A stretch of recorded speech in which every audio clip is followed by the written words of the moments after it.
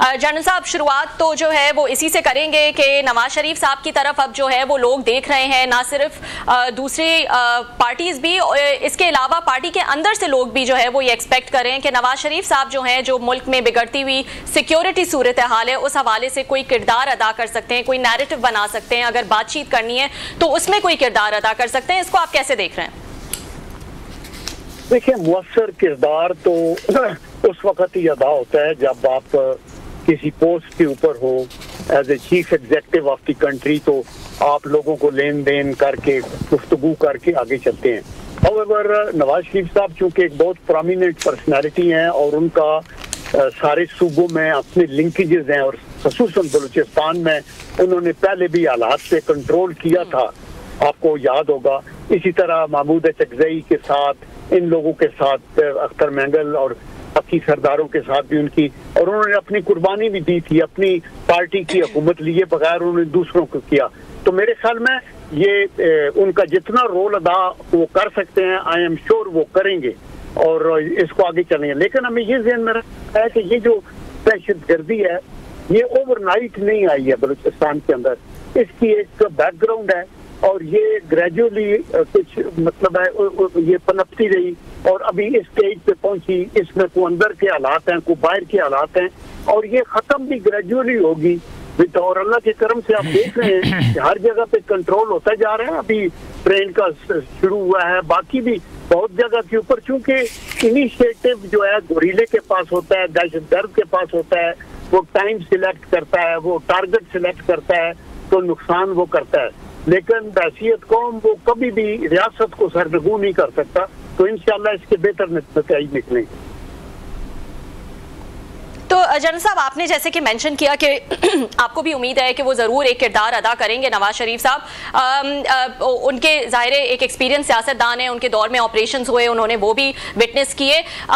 क्या वजह है कि अब तक जो है इस पे वो खामोश हैं? क्या रिटायरमेंट ले चुके हैं? क्या वजह क्या है कि वो अब तक जो है वो इस पे कुछ कोई उनकी तरफ से जो है वो कोई बयान सामने नहीं आ रहा? देखिए, बात यह है कि रिटायरमेंट उन्होंने नहीं ली, वो पार्टी के सदर हैं और सेकेंडली अभी जो सिचुएशन है वो ये है कि उनके रियल ब्रदर जो हैं उनके कंसेंट के साथ मुल्क के चीफ एग्जेक्टिव हैं। उनकी कैबिनेट के अंदर जितने मिनिस्टर हैं वो मियां नवाज शरीफ साहब की मंशा के साथ लगे हुए हैं, जो मुस्लिम लीग नून के लोग हैं। और इसी तरह बड़े सूबे में भी उनकी हुकूमत है इधर, तो उनका एक अपना किरदार जहाँ तक वो कर सकते हैं, being only an MNA in the parliament and a party leader, वो कर रहे हैं और उसमें वो पीछे नहीं है। बहुत सी पसे पर्दा बहुत सी चीजों पे गाइडेंस है, लेकिन अगर कौम की ये रिक्वायरमेंट है कि वो आगे आए और उनके ऊपर है, तो आई एम श्योर कि वो कौम को मायूस नहीं करेंगे। जी जनरल साहब, बहुत शुक्रिया सर, आपने हमें ज्वाइन किया। ठीक है जी, आपने पूछना है तो पूछ लें please, if you have to ask anything. नहीं जी, प्लीज कंटिन्यू। अच्छा जनरल साहब, आपने कहा कि हालात और चीज़ें दहशतगर्दी कंट्रोल में आ रही है, लेकिन हमने देखा कल और वहाँ पे फिर 2 बड़े इंसिडेंट हुए हैं सर। 6 फिर वहाँ पे ये पंजाब से ताल्लुक़ रखने वाले ये मज़दूर थे या लोग थे, उनको उतार के फिर मारा गया है। कुल 13 लोग जो हैं कल वाले वाक़यात में मारे गए हैं। तो उसके बाद ट्रेन हाईजैकिंग के बाद कुछ ज़्यादा इम्प्रूवमेंट होती नज़र तो नहीं आ रही सर लॉ एंड ऑर्डर में? देखिए डॉक्टर साहब, ये जो है ना ये ग्रेजुअली बेटर होगा। आप ये देखेंगे कि ये जब उनको बहुत से लोग उनके मारे भी जा रहे हैं, बहुत सी कमींदों पे अटैक हो रहे हैं, बहुत से इंटेलिजेंस बेस्ड ऑपरेशन हो रहे हैं जो फाइल हो रहे हैं, तो आप ये देखेंगे इन दी लॉन्ग रन ये चीजें जो हैं इंशाल्लाह कंट्रोल होगी। लेकिन ये कंट्रोल सिर्फ हमारे जो फोर्स के एक्शन हैं, जिनको काइनेटिक एक्शन कहते हैं, उनसे नहीं है। उसके लिए internal politics and external diplomacy की भी जरूरत है। हमें अफगानिस्तान के साथ भी इनिशिएटिव जो लिए जा रहे हैं वो आपके सामने है। साथ ही आपको ये पता है कि अफगानिस्तान में बागराम की बेस भी अमेरिकन अपने तौर पे ले रहे हैं। ये सारी चीजें, बहुत सारी चीजें लिंक है what is happening in Pakistan. आप ये देखें कि पहले जो असला छोड़ के गए, मेरे ख्याल में अमेरिकन इतने नाइव नहीं थे कि वो सारा उधर छोड़ के तो वो उन्होंने उसका कोई बंदोबस्त करना वो फोर्स ही कर सके कि हमें जाना पड़ेगा। फिर ये BLA TTP की आपस में जो है अलायंस, फिर ये कॉन्स्टेंटली वो फाइनेंशियल एड भी देते रहे अफगानिस्तान को। मैं दो चीजों पे एग्री हुआ था, एक के विमेन के राइट्स का और दूसरा के टेररिज्म के लिए जगह इस्तेमाल नहीं होगी। और अभी उनके साथ आपस में आपने देखा कि ज़ल्मे खलीलजाद के क्या बयानात हैं, किधर है। तो ये एक्सटर्नल एंगल भी जो है इसको डिफ्यूज करना हमें डिप्लोमेसी से होगा। इसके लिए फातमी साहब अभी अपनी एफर्ट भी वहाँ कर रहे हैं।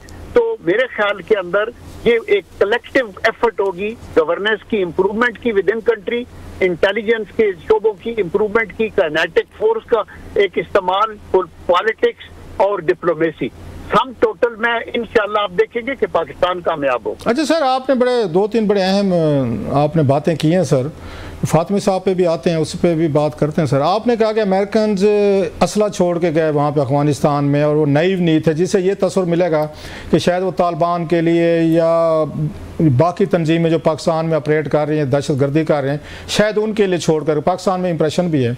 सवाल ये कि अमेरिकन क्यों चाहेंगे कि पाकिस्तान में अनरेस्ट हो, दहशतगर्दी हो और पाकिस्तान को टाइट किया जाए? टाइट करना चाहते तो IMF के ज़रिए कर सकते थे, मतलब खुदा ना खास्ता ना मिलता तो पाकिस्तान को डिफ़ॉल्ट का मतलब आप समझते हैं इस मुल्क के साथ क्या होना था। तो वो क्यों करेंगे कि पाकिस्तानी फोर्सेस को, जिनके ज़रिए वो अपने टेररिज्म के बहुत सारे ऑब्जेक्टिव हैं वो अचीव करते हैं। अभी हमने एक बड़ा मोस्ट वांटेड उनको पकड़ कर दिया है काबुल में, जिसने अटैक किया या मास्को में किया था। अमेरिकन क्यों BLA को या TTP या इस तरह की वो तंजीमों को लिए असला छोड़ कर जाएंगे ताकि वो पाकिस्तान को एंगेज रखें, ब्लीड, मतलब वो पाकिस्तान के साथ एंगेज भी हैं, हमें इकनॉमिक उसमें IMF के ज़रिए एड भी दिलवा रहे हैं, वो हमें $300-400 मिलियन जो उसके लिए था, ये F-16 वगैरह रिलेटेड था वो भी दे रहे हैं, हमारा शुक्रिया भी अदा कर रहे हैं कांग्रेस में ये प्रेसिडेंट साहब जो हैं उनके ट्रंप, लेकिन वो असला भी छोड़ गए। ये थोड़ी सी मुझे समझ नहीं आ रही कि ये अमेरिकन इससे क्या चाहते हैं आपका ख्याल है? देखिए जो क्लस्टर भाई, जो बैनुल-अक़वामी जियोपॉलिटिक्स होती है ना, वो टोटल ब्लैक एंड व्हाइट में अंदर नहीं होती। आप टोटली किसी चीजों को रिजेक्ट भी नहीं करते और कई दफा टोटली एक्सेप्ट भी नहीं करते। रिजेक्ट भी अपने मफादात के लिए नहीं करते और एक्सेप्ट भी अपने मफादात के लिए नहीं करते। अभी जो रीजन आप पूछ रहे हैं ना, पहला बड़ा रीजन है कि आप न्यूक्लियर पावर हैं और ये उनकी डिक्लेयर्ड पॉलिसी है। पीछे ट्रंप की एक प्रेस कॉन्फ्रेंस में भी उन्होंने ये कहा कि ये न्यूक्लियर इनके पास है। उधर से नेतन्याहू का बयान कि हमारा ईरान नंबर 1 दुश्मन है और पाकिस्तान नंबर 2 दुश्मन है। नंबर 2 आपने CPEC और ये किया हुआ है, ये आपने एक रेड लाइन क्रॉस की हुई है जो उनके मुताबिक, और वो कहते हैं कि जी आप इधर कैसे चाइनीज को कर सकते हैं। आपको पता है ना बैनुल-अक़वामी सतह के ऊपर एक वो राइवलरी का मसला चल रहा है। जनरल साहब वो चाहे मतलब सजा देनी हो उन्होंने तो वो IMF के जरिए दे सकते हैं, FATF के जरिए दे सकते हैं, न हिंग लगे ना फटकड़ी। मतलब वो कहते हैं ना, हमारी सराइकी की आपकी पोटवारी की मिसाल है कि मार ना कुट आंध्र जा घुट, कि किसी को मारने पीटने की जरूरत नहीं है, किसी की आंत एक होती है मकसूद, उसको आप ये प्रेस करें बंदा बेहोश हो जाएगा। तो उन्होंने हमें बेहोश करना है अगर, तो उनके लिए FATF है, उनके पास IMF है और बड़े टूल्स हैं। Why would they go for terrorism? क्यों को मतलब इस तरह की चीजें करेंगे वो इस पे? देखिए बात यह है कि आपके सामने है ना ये सिचुएशन, टेररिज्म को रोकने के लिए भी तो कोई अटेम्प्ट नहीं हो रही ना। दुआ के अकार्ड में था ना कि उधर से नहीं होगा, लेकिन मुल्क के अंदर हो रहा है। Secondly I don't think so कि अमेरिका वांट्स कि पाकिस्तान एलिमिनेट हो जाए या टोटल डिस्ट्रॉय हो जाए। पाकिस्तान एक बहुत इंपॉर्टेंट जगह के ऊपर है, इसका एक स्ट्रेटेजिक रोल है, इसकी प्रेजेंस एक बड़ा इंपॉर्टेंट फैक्टर है। That is the reason. और इसके अंदर जो हमारी सुपीरियर स्ट्रेटेजी होनी चाहिए या सफारतकारी का होना चाहिए, वो यही है कि हम हलीफ जो हैं वो ज्यादा बनाएं। और जनरल साहब आपने बड़ी अच्छी बात की हलीफों वाली। हमने माजी में देखा है जितने TTP के मेन लीडर्स थे ट्राइबल एरियाज में, जिन्होंने बेनजीर भुट्टो को कत्ल किया, पाकिस्तान पे हमले किए, 70-80 हज़ार लोग मारे, क्रेडिट लिया उनका, और पाकिस्तानी कौम की बहुत बड़ी तादाद उनकी हामी भी थी, उनको अपना भटका हुआ भाई समझती थी, हमदर्दियाँ रखती थी, मीडिया में भी उनकी बहुत सारी सपोर्ट थी। उस तमाम लीडरशिप को TTP जो पाकिस्तान के लिए ख़तरा रही है ट्राइबल एरियाज में अभी भी है, उनको ड्रोन के ज़रिए तो हमने देखा अमेरिकन ने ख़त्म किया सर। तमाम लीडरशिप जो है उनकी वहाँ पर, अगर वो चाहते कि पाकिस्तान को क्रिपल करना है तो वो TTP को ना ख़त्म करते, वो TTP लगी रहती, अभी भी लगी हुई है सर। तो जो सारा उन्होंने इन लीडरशिप तो इन्हें तमाम भी थी, इवन बेनजीर भुट्टो को जो मतलब अलेज्ड कातिल थे उनको भी उन्होंने ख़त्म किया सर। स्टिल वी थिंक कि अमेरिकन इनके पीछे हैं, BLA या TTP के पीछे, TTP के। देखिए बात यह है कि हम ये नहीं कहते कि टोटली इनके पीछे। मैं ये कहना चाहता हूँ कि आपको बैनुल-अक़वामी एनवायरनमेंट को ज़हन में रखना बड़ा ज़रूरी है। और आप ये एक ट्रायंगल है कलासा भाई, जो अमेरिका, इंडिया और इजराइल, आप अगर ये तवक्को करेंगे कि ये आपकी फलाह के लिए आगे आएंगे तो मेरे ख्याल में ये हमारी बहुत बड़ी गलतफहमी होगी। लेकिन इसका ये मतलब नहीं कि हमारे ताल्लुकात अमेरिका से खराब हों। दैट इज द रीजन कि हम पूरी एफर्ट कर रहे हैं। उन्होंने बैतुल्ला मसूद, हकीमुल्ला मसूद वगैरह को तो किया, लेकिन उसके बदले के अंदर इधर से कितनी फैसिलिटीज ली।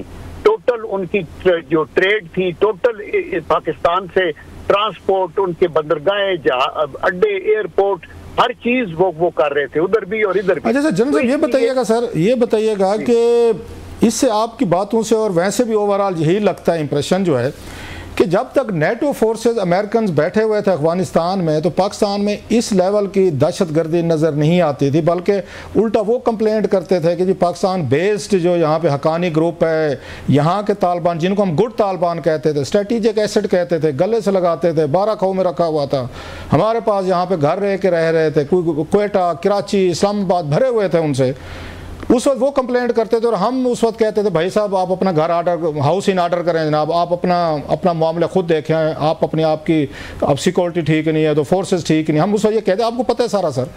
तो आप समझते हैं कि अब हम वही गुफ्तगू हम करते हैं कि जनाब कि आपके यहाँ से टेररिज्म एक्सपोर्ट हो रहा है।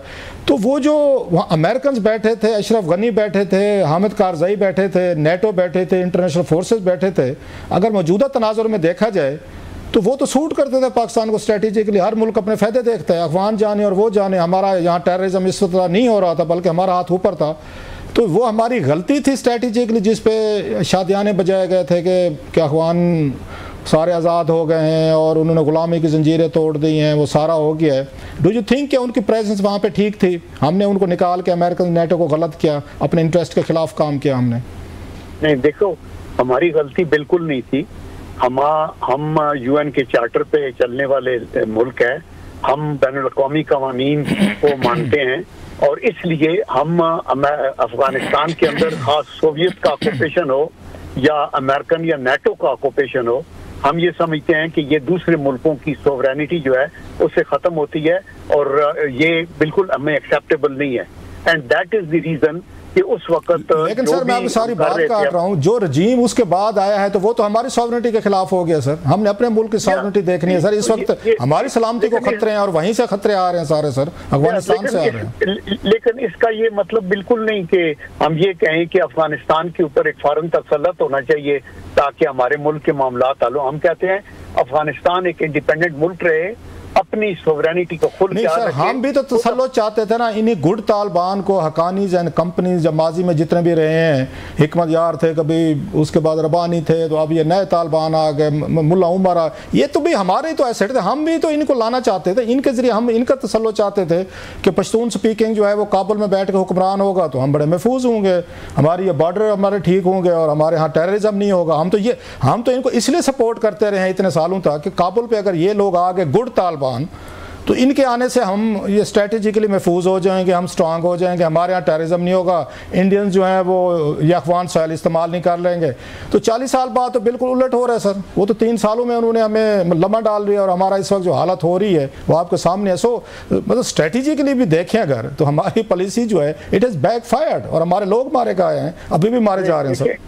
देखिए, अगर हम उस वक्त ये कह रहे थे कि ये जो हकानी ग्रुप है या जो लोग इनके सरकर्दा हैं वो ही अफगानिस्तान में हुकूमत करें, तो इनफैक्ट हम ये कह रहे थे कि अफगानिस्तान के ऊपर हुकूमत करने का हक सिर्फ अफगानियों को है। हम ये कहते और हमें अमेरिकन कह रहे थे कि नहीं, हमारा हक है, हम इधर हैं, आप इन हकानियों को कभी भी हमारे कुछ हवाले करें, कुछ ये करें। हमारा वो स्टांस उस वक्त भी था कि हर मुल्क की आज़ादी है, वो अपना सिस्टम ऑफ गवर्नमेंट खुद करे, सिर्फ अपनी जगह को टेररिज्म के लिए इस्तेमाल ना होने। तालिबान अब ये कह रहे हैं, सॉरी आपकी बात कर रहा हूँ, बढ़िया हम बात कर रहे हैं आप। अभी तो वो ये कह रहे हैं, उनके जो वजीरों को मैं सुन रहा था 2-3 को, उन्होंने कहा भाई साहब आप हमारे पे क्यों ब्लेम करते हैं, आप तो दुनिया की बहुत बड़ी फोर्स हैं, माशाल्लाह हमारे पास तो बहुत कुछ है।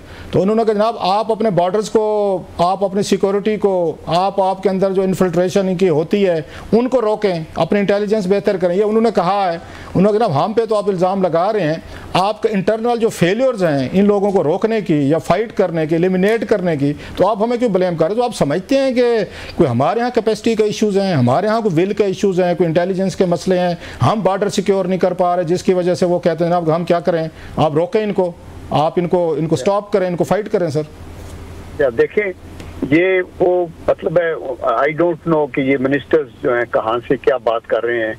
बॉर्डर मैनेजमेंट एक मुल्क की तरफ से नहीं होती, दोनों मुल्कों की तरफ से होती है। आप अगर अपनी तरफ हमारी तरफ को 1500 पोस्टें हैं, हम कोशिश करते हैं, 2600 किलोमीटर लंबा बॉर्डर है, आप बॉर्डरिंग प्रोविंसेस में इनकी कमीनगाहें हैं, ट्रेनिंग सेंटर्स हैं, और वहां से ये पनप के अंदर आते हैं, तो अफगानिस्तान ये नहीं कह सकता कि हम मुबर हैं। ये बात भी बिल्कुल ठीक है कि जब मुल्क के अंदर दाखिल होते हैं तो फिर मुल्क के अंदर निज़ाम ऐसा होना चाहिए कि उसका कलकम हो, और वो हो रहा है। आप आए दिन देखते हैं कि कभी वो कैजुअल्टीज करते हैं, तो बहुत सी अगर 12 ऐसे केसेस होते हैं जहां उनको किया जाता है, 2 केसेस में वो कामयाब हो जाते हैं।